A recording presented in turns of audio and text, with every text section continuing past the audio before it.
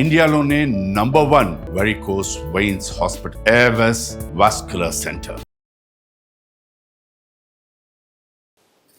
నమస్కారం, నేను గీతాంజలి. అందరికీ దేవీ శరన్నవరాత్రుల శుభాకాంక్షలు అండి. ప్రస్తుతం మనతో పాటు ఉన్నారు సమన్వయ సరస్వతి వాగ్దేవి పుత్రులు సామవేదం షణ్ముఖ శర్మ గురువు గారు. వారితో మాట్లాడి శరన్నవరాత్రుల సందర్భంగా అమ్మవారిని మనం ఏ విధంగా పూజించుకోవాలి, మనం ఎటువంటి నియమాలు పాటించాలి, ఎటువంటి నైవేద్యాలు అమ్మవారికి సమర్పించాలి, ఏ మంత్రాన్ని పఠించాలి, ఈ వివరాలు తెలుసుకుందాం. నమస్కారం గురువు గారు. నమస్కారం అమ్మా. చాలా సంతోషం అండి మిమ్మల్ని కలవటం. ముందుగా దేవీ శరన్నవరాత్రుల శుభాకాంక్షలు. శుభాకాంక్షలు. శరన్నవరాత్రులు ఎంతో వైభవంగా జరుపుకుంటాం. చాలా మందికి ఉన్నటువంటి సందేహం ఏమిటంటే అసలు అమ్మవారిని ఈ 9 రోజుల పాటు ఎలా కొలుచుకోవాలి అని మీ మాటల్లో ఉందాం అనుకుంటున్నాం. శరన్నవరాత్రులు ఒక విధంగా ఒక సంవత్సరానికి ఆరంభం వంటివి. ఎందుకంటే నక్షత్రాల్లో మొదటిది అశ్విని నక్షత్రం. అశ్విని నక్షత్రంతో ఉన్న మాసమే ఆశ్వీజ మాసం అని. అందుకే శరత్కాలం ఒక విధంగా ఒక సంవత్సరం, ఒక నూతన సంవత్సరం కింద భావన చేయాలి.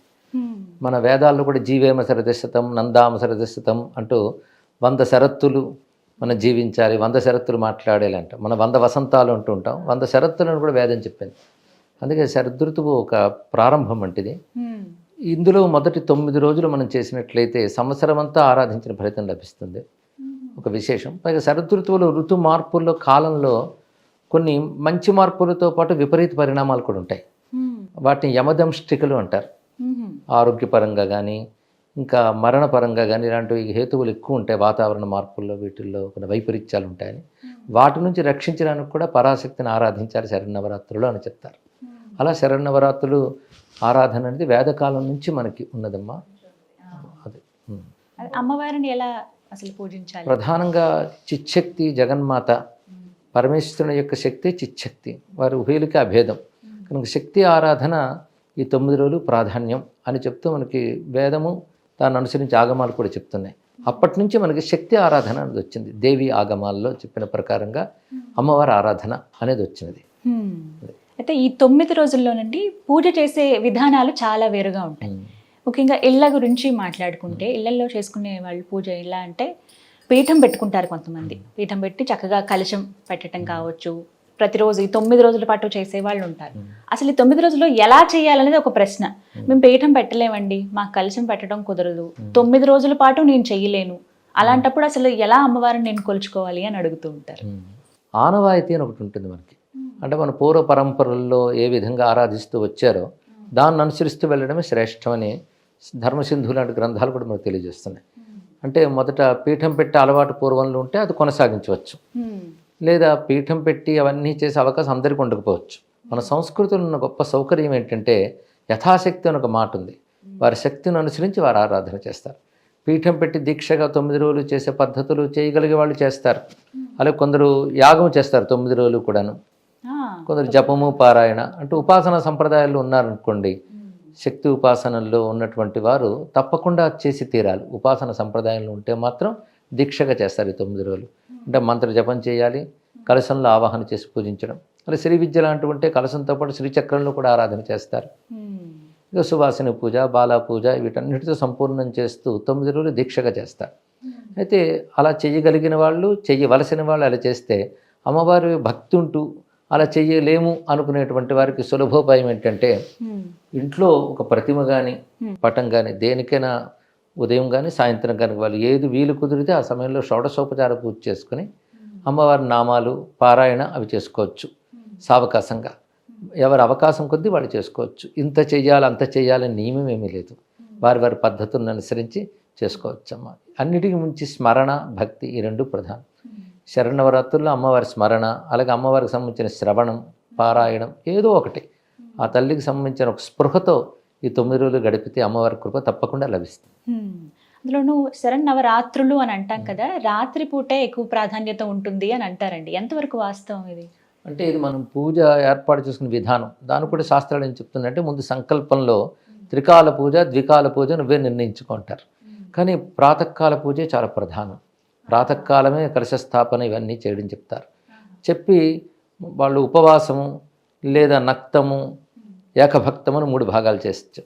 ఉపవాసం అంటే పొద్దుటి నుంచి ఏమి తినకుండా, అంటే ద్రవ పదార్థాలు ఫలాలు తీసుకుంటూ సాయంకాలం రాత్రి పూజ అయిన తర్వాత ఆహారం తీసుకుంటే నక్తం అంటారు.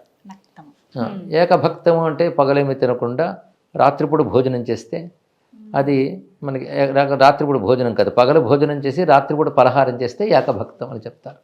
ఉపవాసంలో 2 పూటల్లో కూడా అన్నం జోలికి వెళ్లకుండా ఏమైనా వాళ్ళు తినగలిగిన పదార్థాలు తీసుకుంటూ దాన్ని ముందే ఏర్పాటు చేసుకోమన్నారు ఈ నియమాన్ని. అంటే పాడ్యమి నాటి నుంచి చేసేవాళ్ళు ఈ 9 రోజులు మేము ఇలా చేస్తాం అనే సంకల్పంలో చెప్పుకోవాలి. నేను నక్త వ్రతంతో లేదా ఉపవాస వ్రతంతో లేదా ఏకభక్త వ్రతంతో వాళ్ళ శారీరక పరిస్థితులు బట్టి అది నిర్ణయించుకోవాలి. ఆరోగ్యం కూడా ప్రధానం కదా, దాన్ని బట్టి ముందే నిర్ణయించుకుని దాని ప్రకారం చేసుకోవాలి. అందరూ ఒకేలా చేయాలని మాత్రం నియమం లేదు. కొంతమంది వ్రతంగా కూడా ఆచరిస్తూ ఉంటారు కదండి. శరన్నవరాత్రి వ్రతం అని కూడా అంటారు కదమ్మా. అంటే ఒక దీక్ష పట్టిన వారికి ఇది వ్రతం అవుతుందండి తప్పకుండా. శరన్నవరాత్రులు అందరికీ అనుసరణీయములే, అందరూ చేయవచ్చు. ఇందాక చెప్పినట్టు వారి పద్ధతుల్లో ఇక్కడ అమ్మవారిని ఆరాధన చేసేది, అప్పుడు అది వారికి వ్రతమే అవుతుంది ఇక్కడ. అయితే మంత్రదీక్ష ఉన్నవాళ్ళు, ఉపాసన ఉన్నవాళ్ళు తప్పకుండా ఈ 9 రోజులు దీక్షగా చేస్తారు కనుక వారికి ఇది వ్రతం కిందే లెక్కబడుతుంది. 9 రోజులు ఆ వ్రతంగానే చూడాలి. అయితే ఒకవేళ కుదరలేదండి అనుకునే వాళ్ళకి ఇంకా ఏమైనా ప్రత్యామ్నాయంగా చాలా చక్కగా అవకాశం ఉన్నాయి ఉందా? మనకి. నవరాత్రులు చేయలేని వాళ్ళు పంచమి నుంచి నవమి వరకు చేయాలి అని చెప్పారు. అది సాధ్యం కాకపోతే మూలా నక్షత్రం నుంచి నవమి, అది కుదరకపోతే అష్టమి నవమి చేయమన్నారు. అది సాధ్యం కాకపోతే నవమి పూజ ప్రధానం, దశమి కాదు నవమి చాలా ప్రధానం. నవమి పూజ చేయాలి. త్రిరాత్ర వ్రతం అని అంటారు కదా గురువుగారు, అంటే ఏమిటండి? సప్తమి, అష్టమి, నవమి ఈ మూడింటికి కలిపి త్రిరాత్ర వ్రతం అంటారు. సాధారణంగా మనకి మూలా నక్షత్రం కూడా ప్రారంభంలో వస్తుంది సప్తమి నాడు. ఉదాహరణకి ఈ ఏడాది షష్ఠి నాడు మూలా నక్షత్రం వచ్చింది, తర్వాత సప్తం వస్తుంది, అష్టమి నవమి కలిపి ఒకే రోజున వచ్చాయి కనుక త్రిరాత్ర వ్రతం అక్కడి నుంచి కూడా సరిపోతుంది. మూలా నక్షత్రంతో ప్రారంభించి నవమితో పూర్తి చేయాలి. ఒక శ్రవణాంతే విసర్జయత్ అని ఒక మాట ఉన్నది, అంటే శ్రవణేన విసర్జయత్ అని వాక్యం కూడా కనబడుతుంది. శ్రవణ నక్షత్రంతో ఉద్వాసన చెప్పాలి. ఒకవేళ నవమి నాడే శ్రవణ నక్షత్రం ఉంటే ఆ రోజు ఉద్వాసన చెప్తారు. అయితే ఈసారి మనకి విజయదశమి నాడు శ్రవణ నక్షత్రం వచ్చింది కనుక 9 రోజులు పూజ చేసుకుని విజయదశమి నాడు ఉద్వాసన చెప్పచ్చు. మధ్యాహ్నానికి చెప్పుకోవాలి, మధ్యాహ్నానికల్లా చెప్తే సరిపోతుంది. ఇంకా విజయదశమి రోజే చేయాలి. సాయంకాలం మాత్రం దశమి సాయంకాలం ఉంటే సాయంకాల పూజ ఒకటి ఉంది, శమీ వృక్ష పూజ చేయాలి. అప్పుడు ఆరాధింపబడే అమ్మవారి పేరు అపరాజిత. జయ విజయ సమేత అపరాజిత దేవిని ఆరాధన చేస్తారు. అది విజయ ముహూర్తం పేరు విజయ. అది ఆ సంధ్యాకాలంలో దశమి ఉన్నప్పుడు ముహూర్తానికి విజయ ముహూర్తము అంటారు. ఇక్కడ ముహూర్తాలకు ఒక్కొక్క దానికి ఒక్కొక్క పేరుంది. రామాయణంలో కూడా వింద ముహూర్తం నాడు రావణాసురుడు సీతాదేవిని తీసుకువెళ్ళాడు అంటాడు జటాయు. ఆ ముహూర్తం పేరు వింద, ఈ ముహూర్తం పేరు విజయ. కానీ ముహూర్తం విజయదాయనైన ముహూర్తం కనుక విజయద శమి విజయదశమి, విజయాన్ని ఇచ్చే శమీ వృక్షను శమీ పూజన చేస్తారు. విజయదశమి అయిన ముహూర్తానికి కనుక ఆ సమయానికి పూజ చేస్తారు. అప్పుడు కలశ ఉద్వాసన అయిపోయినా పర్వాలేదు, సాయంకాలం పూజ శమీ వృక్షం దగ్గర చేయడం. ఇది విజయదశమి నాడు. అయితే ఈ నవరాత్రుల్లోనండి అమ్మవారిని అలంకారాల ప్రకారంగా పూజించుకోవాలా లేకుంటే నవదుర్గలుగా పూజించుకోవాలా అనేది చాలా మంది సందేహం. అసలు ఎలా పూజించాలి అమ్మ? 9 రోజుల్లో ఒక్కొక్క రోజు ఒక్కొక్క దుర్గా ఆరాధన అని ఎక్కడ శాస్త్రంలో లేదమ్మా. నవదుర్గల పేర్లు మాత్రం ఉన్నాయి. అదే ప్రథమం శైలపుత్రి ద్వితీయం బ్రహ్మచారిని చెప్పబడుతూ మనకి దేవి మహాత్మ్య గ్రంథంలో కవచ భాగంలో చూపిస్తారు నవదుర్గల పేర్లు. ఈ నవదుర్గలతో ఉన్న శక్తి దుర్గని ఆరాధించడం 9 రోజుల్లో ఒక పద్ధతి. శ్రీ విద్యోపాసకులు లలితాదేవిగా 9 రోజులు ఆరాధన చేస్తారు. ఎక్కువ భాగం భారతదేశంలో జరుగుతున్నది ఏంటంటే మహాకాళి, మహాలక్ష్మి, మహాసరస్వతి స్వరూపిణిని 3 రూపాలను ప్రతిష్ఠ చేస్తారు. మనకి వంగదేశంలోను, ఉత్కళ రాష్ట్రంలో, మధ్యప్రదేశ్ నార్త్ సైడ్ అంతా కూడా పెద్ద పెద్ద పండాలు వేసి ఆ విగ్రహాలను పెడతారు. మహాకాళి, మహాలక్ష్మి, మహాసరస్వతి. మనం అనుకునే సరస్వతి, లక్ష్మి, దుర్గలు కావవి. ఈ మహాకాళి, మహాసరస్వతి, మహాలక్ష్మి అనేది దేవీ మహాత్మ్యం ఆధారంగా నిర్మించే మూర్తులు. అక్కడ మహాకాళి మధుకైటవ సంహారం చేసిన శక్తి మహాకాళి, మహిషాసుర మర్దనం చేసిన శక్తి పేరు మహాలక్ష్మి, శుంభ నిశుంభ సంహారం చేసిన తల్లి పేరు మహాసరస్వతి. ఈ 3 కూడా దుర్గ యొక్క రూపాలే. అందుకే ఇవి ప్రధానంగా ఈ 3 రూపాలను పెడతారు. ఇవి మనకి దేవి మహాత్మ్యం చండీ సప్తశతిలో ప్రథమ చరిత, మధ్యమ చరిత, ఉత్తమ చరిత అని ఈ 3 చరిత్రలు ఉంటాయి. చివరి అధ్యాయంలో అమ్మవారు మరొక 9 రూపాలు చెప్తారు. అవి శాకంభరి, నందాదేవి, భ్రామరి రూపాలు. వాటిని కూడా అక్కడ ఆవాహన చేసి పూజించాలి. ఈ విషయం అంతా కూడా మనకి ఆగమాల్లో వైకృతిక రహస్యం, మూర్తి రహస్యం అనేటువంటి భాగాల్లో మూర్తుల్ని ఎలా పెట్టాలి, ఏ దేవతని ఎలాగ ఆవాహన చేయాలి, ఎలా పూజించాలన్న పద్ధతి ఉంది. అది శరత్కాలంలో చేయడం విశేషమని కూడా ఆ శాస్త్రంలో చెప్పారు. దేవి మహాత్మ్యం చివరి అధ్యాయంలో అమ్మవారి స్వయంగా శరత్కాల పూజ చేసి ఇది పారాయణ చేసి హోమం చేస్తే నేను ప్రీతి చెందుతాను మాట ఉంది.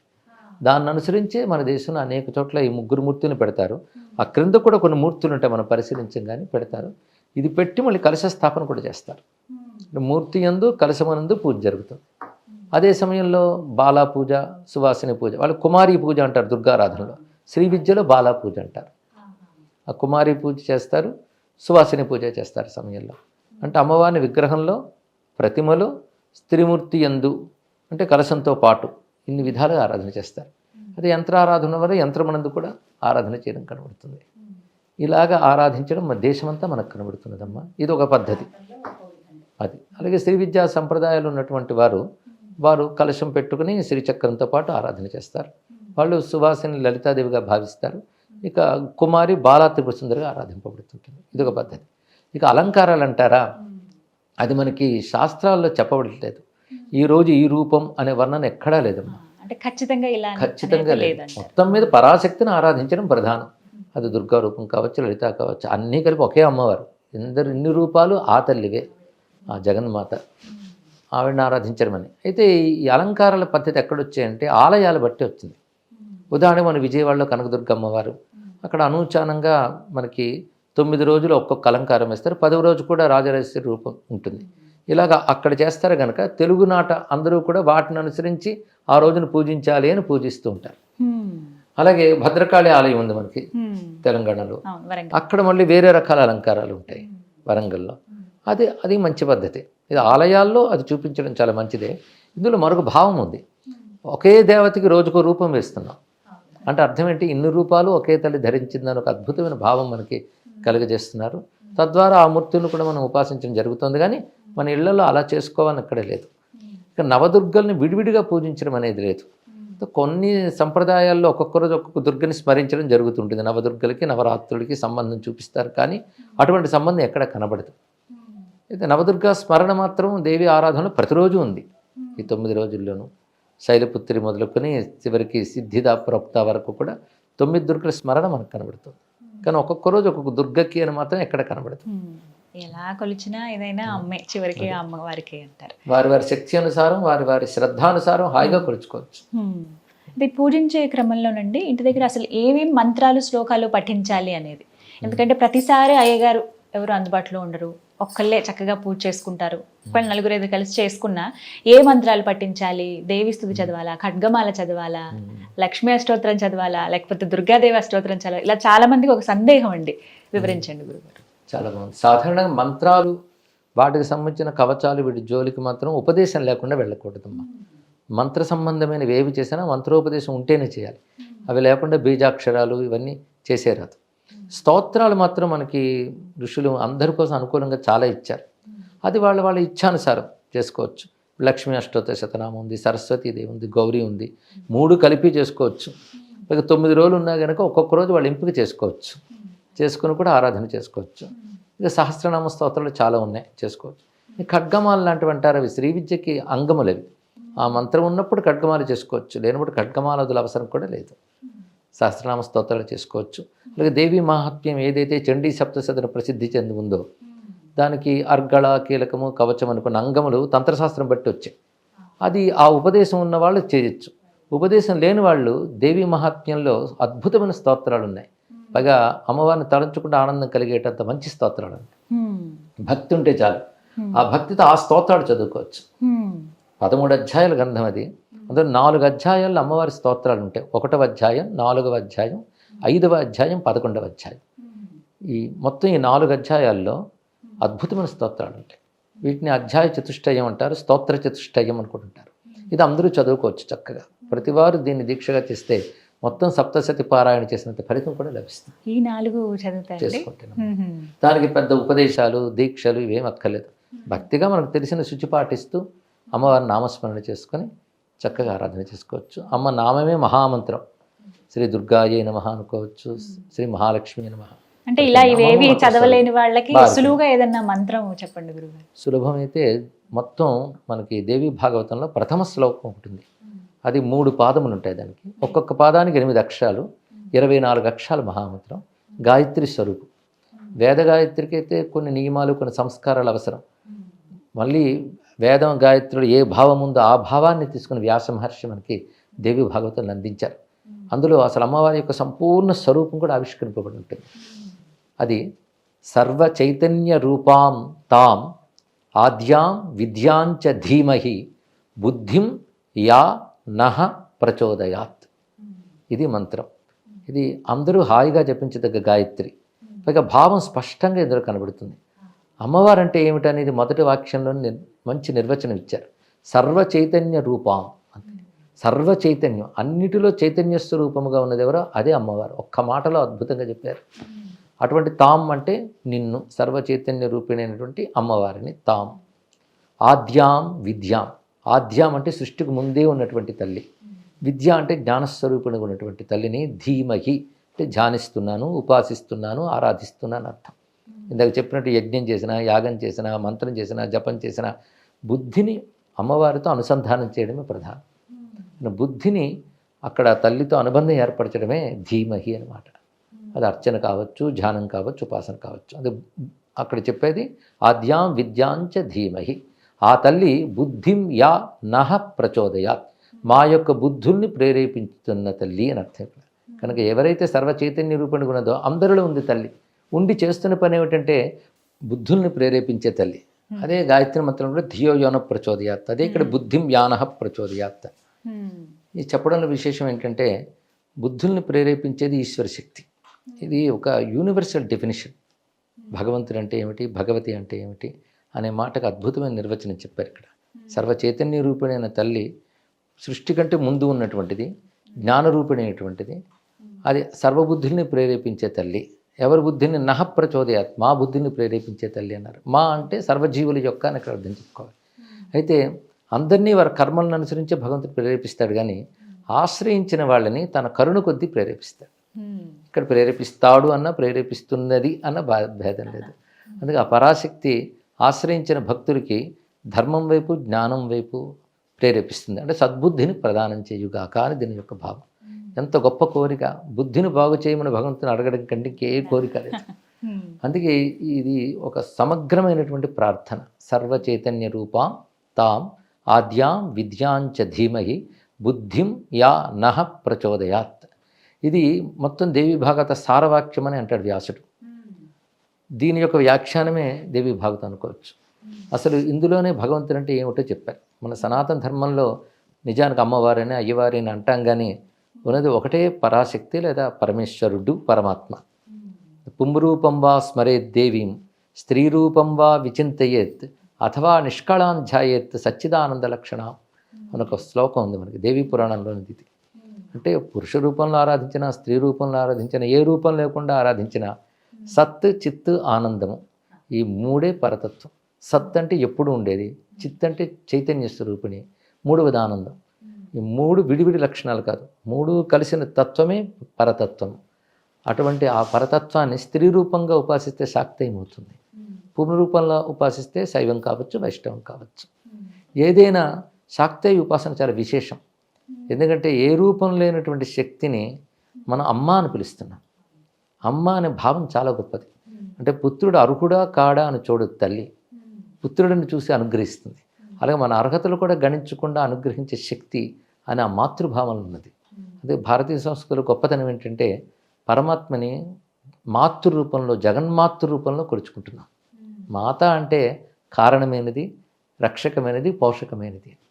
అన్కండిషన్డ్ లవ్ అంటారు ఇక్కడ. అవ్యాజ కరుణామూర్తి అని అద్భుతమైన మాట లలితా సహస్రనామాలు ఉన్నది. నెపము లేకుండా కరుణించే తల్లి. అదే కరుణ, శక్తి, ఈ రెండిటి రూపమే అమ్మవారు. ఇక ఇలా చాలా చక్కగా వివరించారండి. ఎప్పుడు టీవీలో అలా చూస్తూ ఉంటాం, ఇప్పుడు డైరెక్ట్గా వింటున్నాం మీ మాటలు. అది నిజంగా అమ్మవారి కరుణే. ప్రత్యేకించి మీరు చెప్పే వాటిల్లో లలితా సహస్రనామం వింటే ఇంక జన్మధన్యం అయిపోతుంది అంతే. ఎవరైనా ఇలా మీరు నేర్చుకోవాలనుకుంటున్నారా, విందాం అనుకుంటున్నారా, ముందు సామవేదం గారిది వినండి, పూర్తిగా విని ఒక 10 సార్లు అన్న తర్వాత అప్పుడు మీ నోటి నుంచి ఉచ్చరించండి అని చెప్తారు. అయితే ఈ 9 రోజుల్లో లలితా సహస్రనామం చదువుకోవచ్చా, పఠించాలి? చదువుకోవచ్చమ్మా. సహస్రనామాలు కనుక తప్పకుండా చదువుకోవచ్చు. ఎందుకంటే సహస్రనామం సమగ్ర స్తోత్రం. అందులో అమ్మవారు అన్ని స్వరూపాలు ఉన్నాయి. ఎన్ని రూపాలు తల్లికి ఉన్నాయో అన్ని లలితా సహస్రనామాలకు కనబడతాయి. సరస్వతి శాస్త్రమయి, మహాకాళి, మహాగ్రాస, మహాలక్ష్మి, మృడప్రియ, ఒకటేమిటి, పరాశక్తి సర్వరూపములు అందులో ఉంటాయి. అదేవిధంగా అమ్మవారి యొక్క తత్వం అందులో ఉంది. ఆవిడ అవ్యాజ కరుణామూర్తి, ఇందాక చెప్పుకున్నాం. అలాగే ధర్మస్వరూపిణి అని, ఇలాంటి అద్భుతమైన మాటలు. అలాగే యోగశాస్త్ర సంకేతాలు కూడా లలితా సహస్రనామాలు ఉన్నాయి. మైత్ర్యాది వాసనారభ్య అభ్యాసాతిశయ జ్ఞాత.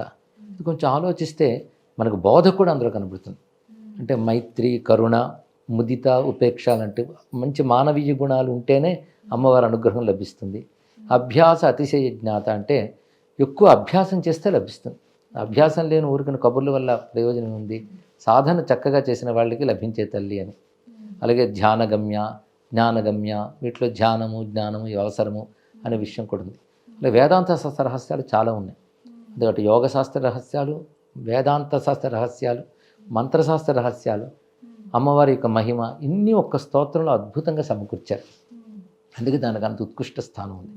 ఎప్పుడైనా సహస్రనామ విద్య చాలా విశేషం. విష్ణు సహస్రం ఉన్నట్టే అమ్మవారి అనేక సహస్రనామాలు ఉన్నాయి. లక్ష్మీ సహస్రం ఉంది, సరస్వతి సహస్రం ఉంది. సహస్రనామమే సంపూర్ణంగా దేవతాతత్వాన్ని ఆవిష్కరిస్తుంది. అందుకే సహస్రనామ స్తోత్రాలు చదువుకోవచ్చు ఈ 9 రోజుల పాటు. నియమంగా ఈ సమయం అంటూ పెట్టుకోవచ్చా అండి? సాయంత్రం పూట సాధారణంగా వింటూ ఉంటాం. సాయంకాలం కూడా చేసుకోవచ్చు. త్రిసంధ్యల్లో ఎప్పుడైనా ఆరాధించవచ్చు. అయితే శాస్త్రంలో ఒక మాట ఉంది, రుద్ర హృదయోపనిషత్తును ఉపనిషత్తులో, రుద్రో దివా ఉమా రాత్రి తస్మై తస్యై నమో నమః. పగలు ఈశ్వర స్వరూపము, రాత్రి శక్తి స్వరూపము. పగలు రాత్రిలాగే శివశక్తులు ఇద్దరు ఉంటారు అని ఒక మాట ఉంది. అందుకే శక్తి రాత్రి ప్రధానంగా కనబడుతుంటుంది. అందుకే రాత్రి ఆరాధన అనే మాట మనకు వచ్చింది. రాత్రి కూడా ఆరాధించాలి. అందుకని రాత్రి మాత్రమే ఆరాధించాలి మాత్రం లేదు ఇక్కడ. రాత్రి ఆరాధన, రాత్రి అనేది యోగశాస్త్ర పరిభాషలో కూడా అంతర్ముఖ స్థితికి, ఏకాంతానికి, యోగానికి సంకేతం. అలాంటి స్థితిలో ఆరాధించడం రాత్రి ఆరాధన అని చెప్పడం. గురుగారు, నవరాత్రుల్లో అమ్మవారి పూజలో ప్రత్యేకించి నైవేద్యాలకు చాలా ప్రాధాన్యత ఉందండి. ఒక్కో రోజు ఒక్కో నైవేద్యం అమ్మవారికి సమర్పిస్తూ ఉంటాం. అలాగా ఈ రోజున ఈ విధంగానే అమ్మవారికి పెట్టాలి. లక్ష్మీదేవి అనగానే పూర్ణాలు ఆవిడ చక్కగా ఇష్టపడతారు. శరన్నవరాత్రుల్లో 9వ రోజు, నవమి రోజు, ఆ రోజు అమ్మవారికి అల్లపు గారెలు పెట్టాలి అని ఇలా ఒక్కొక్కటి నేను విన్నానండి. ఇది ఎంతవరకు వాస్తవం? ఇలా ఒక్కొక్క రోజు ఒక్కొక్క నైవేద్యం పెట్టాలి అమ్మవారికి అంటే వీళ్ళు చెప్పిన ఒక్కొక్క రోజు నైవేద్యం నిజంగా అమ్మవారికి నైవేద్యానికి తగినవే, అందులో సందేహం లేదు. కానీ ఈ రోజు ఈ నైవేద్యం పెట్టాలని ఎక్కడా శాస్త్రంలో లేదు.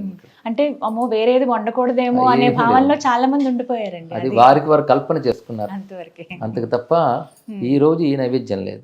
అయితే ఒకటి మనకి దేవి భాగవత గ్రంథాల్లో పాడ్యము నుంచి పూర్ణిమ వరకు ఒక్కొక్క రోజు ఆ తిథుల ప్రకారంగా, దేవత ప్రకారంగా దానికి ఇవ్వవలసినటువంటి నైవేద్యాలు చెప్పారు. దానికి దీనికి సంబంధం లేదు. ఒక రోజున పటిక బెల్లం పెట్టమంటాడు. పటిక బెల్లం నివేదన చేసి అది దానం చేస్తే విశేషం అంటారు. అలా ఒకరోజు పెరుగు నైవేద్యం పెట్టి ఇస్తే మంచిది అని చెప్పారు, ఆ తిథికి సంబంధించి. దాని నవరాత్రుల సందర్భంగా చెప్పలేదు.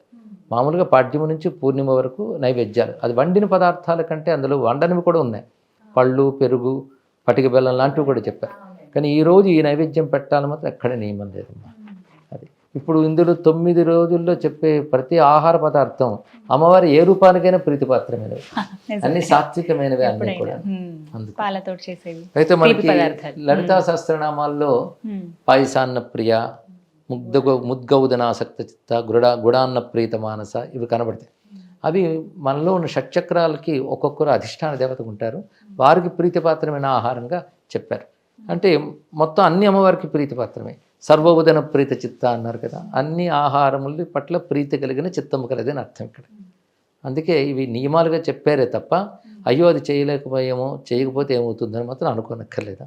ఏది సాధ్యమే తెచ్చేసి పెట్టవచ్చు. అంటే మాకు అంత శక్తి లేదు, ఏవి చేయలేము, గొప్పగా ఆర్భాటంగా చేయలేము అనుకున్న వాళ్ళు ఏ నైవేద్యం పెడితే మంచిదండి అమ్మవారికి? పరమాన్నం అన్నమాట ఉంది మనకి. పరమాన్నం అంటే గొప్ప అన్నం అని. ఆవు పాలు అమృత స్వరూపం. ఆవు పాలు అంటే ఎప్పుడు గుర్తుపెట్టుకోవాలి, దేశీ ఆవు పాలే. ఆవు పాలు బెల్లంతో కలిపి పాయసంగా చేస్తే అదే అమ్మవారికి చాలు. పరమాన్న ప్రీతం, దేవతలందరికీ అది సర్వోత్కృష్టం. అది చేయవచ్చమ్మా. ఇప్పుడు సాధారణంగా హవిస్సులు వేస్తారు అగ్నిహోత్రాల్లో, అది కూడా ఈ విధంగానే చేస్తారు కనుక అది దేవతలకు ప్రీతిపాత్రం.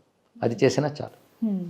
అలాగే ఇందాక మాట్లాడుకున్నట్లుగా కుమారి పూజ కానీ, సుభాసిని పూజ కానీ ఇంటికి పిలిచి పూజ చేసినప్పుడు అంటే ఆ విధానం చాలా మందికి తెలియదు. అంటే ఏ వయసు అమ్మాయిని పిలిచి పూజ చేయాలి, ఏ వయసులో ఉంటే అమ్మవారిగా చూడాలి, అసలు 2 ఏళ్ల వయసా, 9 ఏళ్ల వయసా, అంటే ఈ మధ్య కాలంలో విన్నది 8-9 ఏళ్ల వయసు ఎవరైతే ఉంటారో ఆ అమ్మాయినే బాలా పూజగా, కుమారి పూజగా పిలవాలి, ఆ అమ్మాయిని పూజించుకోవాలి అమ్మవారిలా అని విన్నానండి. ఎంతవరకు నిజం? 2 ఏళ్ల నుంచి 9 ఏళ్ల వరకు ఏ వయసు అయినా పర్వాలేదమ్మా. ఆహా. అంతవరకు బాలా పూజకి కుమారి పూజకి తగిన వారు అవుతారు. మొదటి రోజు మాత్రమే చేయాలా అండి? ఈ 9 రోజుల్లో ఎప్పుడైనా వాళ్ళు సాధ్యం చేసుకోవచ్చమ్మా. వాళ్ళు నియమంగా చేసుకుంటే 9 రోజులు బాలా పూజ, సువాసన అంటే కుమారి పూజ, సువాసన పూజ చేసుకోవచ్చు వారి అవకాశం బట్టి. అంటే వారు కుదిరినప్పుడు, వాళ్ళు ఈ 9 కుదిరినప్పుడు. రోజుల్లో. అదే దీక్షగా పెట్టుకునే వాళ్ళు ప్రతిరోజు పెట్టుకుంటారు.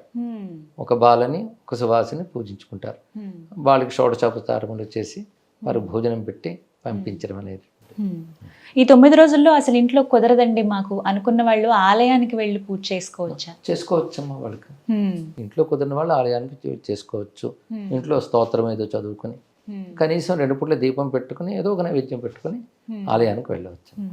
9 రోజుల తర్వాత అసలు ఏ విధంగా ఉండాలి? ఈ 9 రోజుల పాటు ఒక పద్ధతిని ఆచరించుకుంటూ వెళ్తారండి. మొదటి రోజున ఈ 9 రోజుల్లో బాగా అలవాటు అవుతుంది, అమ్మవారిని చాలా చక్కగా పూజ చేసుకుంటారు.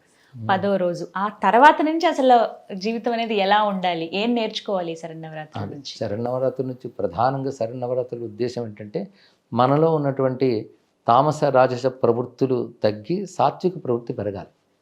అదే అమ్మవారు అసుర సంహారం చేసిన గాథల్లో కూడా ఉన్న అంతర్యం అంతా కూడా. రాక్షసులు అంటే రాజస తామస గుణాల యొక్క స్వరూపం. ఇవి మనలో ఉన్న ప్రమాదం, సమాజంలో ఉన్న ప్రమాదం. కనుక మనలో బయట కూడా ఈ రాజస తామస ప్రవృత్తులు తగ్గి ఆ రెండు ఉంటే హింస పెరుగుతుంది. ఆ రెండు తగ్గితే హింస, స్వార్థం మొదలైనవి పోతాయి. సాత్విక గుణాలు అనేటువంటి సౌమ్యత, అహింస, శాంతము, ఈ గుణాలు రావాలి. అది సమాజంలోనూ రావాలి, ప్రకృతిలో కూడా రావాలి, మనలోనూ రావాలి. ప్రకృతి కూడా ప్రకోపిస్తే ప్రమాదం కదా. అదే ప్రకృతిలోని సాత్వికత, మనలో సాత్వికత రక్షింపబడాలి. అందుకే సాత్విక గుణాలని దేవతలు అంటారు, రాజస తామస గుణాలని రాక్షసులు అంటారు. అందుకే అమ్మవారు చేసిన సంహార గాథలో ఈ రాజస తామస గుణాలు తగ్గి ఇది పెరగాలి. అందుకే 9 రోజులు పూజ తర్వాత మనలో ఆ పరిణామం రావాలి. ఆ పరిణామం కలిగించమని అమ్మను మనం ప్రార్థించాలి. దానికి మన ప్రయత్నము, భగవద్ అనుగ్రహం రెండు కావాలి. అందుకే మనం చెయ్యెత్తితే భగవంతుడు చేయూతనిస్తాడు. చెయ్యెత్తనప్పుడు చేయూత లేదు కదా. అది మన ప్రయత్నం చేయెత్తడమైతే ఆ తల్లి అనుగ్రహం చేయూతనివ్వడం. అది మనం నేర్చుకుని ఆ సద్గుణాలు అలవాటు చేసుకోవాలి. ఇప్పుడు ఈ స్తోత్రాల్లోనూ ఈ పారాయణంలోనూ చెప్తున్న ఆంతర్యం అది. అందుకే ఊరికనే జడంగా చదివేయకుండా కొంచెం భావం తెలుసుకుని అవి చేసినట్లయితే తప్పకుండా అమ్మ అనుగ్రహం ఉంటుంది. మన ప్రయత్నానికి తల్లి సహకారం ఉంటుంది. మన పరివర్తన తీసుకురావాలి, గుణాల్లో మంచి మార్పులు తీసుకురావాలి. ఒక విషయం తెలుసుకోవాలనుకుంటున్నాం, మీరు అసలు ఏ విధంగా నవరాత్రులు జరుపుకుంటారండి? అంటే మాకు భగవద్ అనుగ్రహం వల్ల మా ఇంటి పరంపర ఒకటి ఉన్నది. గురువులు నాకు ఇచ్చిన దీక్షలు ఉన్నాయి. దాన్ని అనుసరించి నేను నవరాత్రులు ఆరాధన చేసుకుంటాను. 9 రోజుల పాటు చాలా నిష్ఠగా పూజా కార్యక్రమాలన్నీ ఉంటాయి. చేయగలిగినంత చేసుకుంటాను పెద్దలు చెప్పినట్టు. ఎప్పుడు మిమ్మల్ని కలిసినప్పుడు ఖచ్చితంగా ఈ ప్రశ్న నేను అడగాలనుకున్నాను. అమ్మవారి అనుగ్రహం మీ మీద కలిగినటువంటి ఆ భావనలు కానీ, ఆ సంఘటనలు ఏమైనా మాతో పంచుకుంటారా? అసలు అమ్మవారి అనుగ్రహం కలిగితే ఏమనిపిస్తుందంటే ప్రపంచమంతా అమ్మవారి అనుగ్రహ స్వరూపమే అని అర్థమవుతుంది ఇక్కడ. అది మనకు కలిగితే అనుగ్రహం కలిగినట్లే. అంతకుమించి పెద్ద మిరాకిల్స్ అనేవి ఉండవు. ఎందుకంటే ప్రపంచమే పెద్ద మిరాకిల్. ఉదయం సూర్యుడు సమయానికి తూర్పును ఉదయించడమే మిరాకిల్. జగమంతా అమ్మవారి మహిమే. జగమంతా అమ్మవారి మహిమను గుర్తించే స్థితి మనకు వస్తే అదే అనుగ్రహం, అదే అనుభవం. వాటితోనే వెళుతుంది జీవితం. చాలా చక్కగా వివరించారండి. ఇంకొక ప్రశ్న గురుగారు, ఇప్పుడు కొంతమంది కొన్ని దేవతల్ని ఆరాధిస్తూ ఉన్నారు, ఇది నిషిద్ధం అని చెబుతున్నారు కొంతమంది. వారాహి అమ్మవారు కానీ, ఇళ్లలో ఫోటో పెట్టుకోవడం దగ్గర నుంచి పూజ చేసే విధానం వరకు కూడా కొన్ని గుప్తంగానే ఉండాలి, ఎందుకు బయటికి చెప్తున్నారు అనేది చాలా మంది నోట్లో వింటున్నమాట. నిజంగా అసలు అలా అమ్మవారిని పూజించొచ్చా అందరూ సహజంగా, అంటే మాలాంటి వాళ్ళం? అమ్మవారిగా వారాహిదేవిని, శ్యామలాదేవిని ఆరాధించడం తప్పేమీ కాదమ్మా. అయితే ఉపదేశము పద్ధతి లేకుండా మాత్రం మహామంత్రాలు జోలికి వెళ్ళరాదు. అలా మహామంత్రాలతో పూజించవలసినవి ఏవైతే ఉన్నాయో వాటిని సామాన్యంగా తీసేసుకోకూడదు. అంత గురువుపదిష్ట మార్గంలో వెళ్ళాలి. ఎప్పుడు సాధనకి గురువు ఉపదేశం ఉండాలి. ఎలాంటిదంటే ఔషధానికి వైద్యుడు ఎంత అవసరమో మంత్రానికి గురువు అంత అవసరం. ఇప్పుడు ఔషధాలు మంచివే, కానీ వైద్యుడు అవసరం ఉంది కదా, ఎలా వేసుకోవాలో తెలియాలి. అలాగే వారాహి అనేటటువంటిది నిజానికి ఉగ్రదేవత, భయపడే దేవత ఏం కాదు. వారాహి అంటే వరాహస్వామి అవతారం ఏమిటో పుంగు రూపంలో, అదే శక్తి రూపంలో వారాహి అయింది. వారాహి అంటే క్రియాశక్తి. ఆ తల్లి చేతిలో నాగలి రోకలి ఉంటాయి, హలముసలం. అంటే నాగలి పంటని పండిస్తుంది, రోకలి మనకి తినడానికి అనువుగా మార్చుతుంది. అంటే అన్నప్రదాయిని వారాహి అని. మనకి సప్తమాతృకుల్లో 5వ శక్తి వారాహి, అందుకే పంచమీదేవి అంటారు తల్లిని. ఆ తల్లిని పంచమి అంటారు. ఇది క్రియాశక్తి. శ్యామల జ్ఞానప్రధాన దేవత. సరస్వతీదేవి యొక్క ఒక రూపమే శ్యామల. అక్కడ సరస్వతి అంటాం, ఇక్కడ శ్రీ విద్యలో శ్యామల వారాహి అంటారు. శ్యామల జ్ఞానశక్తి, వారాహి క్రియాశక్తి, లలిత ఇచ్ఛాశక్తి. ఈ ఇచ్ఛాజ్ఞాన క్రియాశక్తులే లలిత, శ్యామల, వారాహి అని చెప్పబడుతుంటాయి. ఈ సద్భావం కలిగి మనం ఆరాధన చేసినప్పుడు భయపడాల్సినది, భయపెట్టాల్సింది ఏమీ లేదు. భక్తిగా ఆరాధించుకోవచ్చు. అంటే పగటిపూట వారాహి అమ్మవారిని పూజ చేయకండి, అమ్మవారి అంటే అది ఉపాసనా సంప్రదాయ ప్రకారంగా అది వాస్తవమేనమ్మా. దానికి సంబంధించిన మంత్రం, యంత్రం, ఆవరణలు అవి చేసేటప్పుడు మాత్రం అలాగే చేయాలి. ఎందుకంటే మంత్ర నియమం ఉంటుంది కనుక వాటికి ఆ ప్రకారంగా చేసుకోవాలి.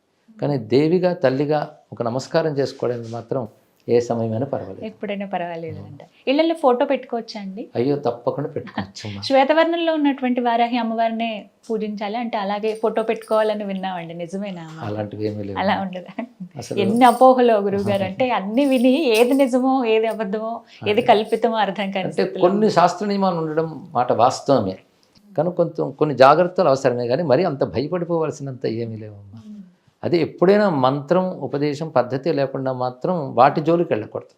మామూలుగా దేవతగా ఆరాధన చేసుకోవడానికి తప్పులేదు. అది శాక్తేయంలోనూ కదా, ఎక్కడైనా అంతే. నరసింహస్వామి ఉన్నది, ఆయనకు కొన్ని నియమాలు ఉన్నాయి కదా, అది తీవ్ర శక్తే. దానికి మంత్రం అంటూ నియమం ఉంటే మాత్రం జాగ్రత్తలు పాటించాలి. మంత్ర నియమం లేకుండా నారసింహ అని కొలుచుకోవడానికి తప్పేమీ లేదు కదా. వరాహ, నరసింహ ఇవన్నీ అక్కడ పురుష రూపంలో కూడా శక్తి రూపంలో ఉన్నాయి అంతే. ఇక్కడ భక్తిగా ఒక పటం పెట్టుకుని నామాలు చదువుకోవడం వరకు పర్వాలేదమ్మా. మంత్రము, యంత్రము వచ్చేటప్పటికల్లా ఈ నియమాలన్నీ వర్తిస్తాయి. ఇది ఒకటి అందరూ గుర్తుపెట్టుకోవాలి. చాలా చక్కగా వివరించారు గురుగారు. మీది చాలా విలువైన సమయం మా కోసం ఈ శరన్నవరాత్రులు కేటాయించి ప్రతి ఒక్కటి కూడా చాలా వివరంగా తెలియచేశారు. ధన్యవాదాలు. ధన్యవాదాలమ్మా. ఆదిశక్తి భారతదేశాన్ని, సనాతన ధర్మాన్ని రక్షించాలని ప్రార్థిద్దాం. ధన్యవాదాలు.